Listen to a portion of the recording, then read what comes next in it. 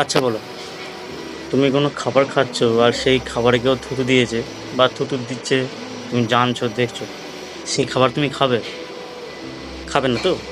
তো সেই রকমই একটা ভিডিও ভাইরাল হয়েছে, যেখানে দেখা যাচ্ছে তো কোনো একটা হোটেলে খাবার তৈরি করা হচ্ছে, সেখানে খাবার থুতু দেওয়া হচ্ছে। তো এই নিয়ে মৌলানা আলিমুদ্দিন আসাদি বলছে এটা নাকি ওদের রেওয়াজ, কোনটা হয় না আমাদের হিন্দুদের সামাজিক নিয়ম যেরকম হয়, সামাজিক, তারপরে মানে পৌরাণিক নিয়ম যেরকম হয় আর কি। এরকম ভাটের নিয়ম নিয়মটা তোদের কাছে যদি রাখ। আচ্ছা, নিয়ম মানুষের ভালোর জন্য হয় বা মানুষের অনেক কারণের জন্য হয়। নিয়মটা এমন কিছু কারণের জন্য যেখানে তোমার নিয়মের জন্যে, তোমার নিয়মের খাবার বাকি লোক কেন খাবে? তোমার নিয়মে এটু করা ছোটদের খাবার বাকি লোক কেন খাবে?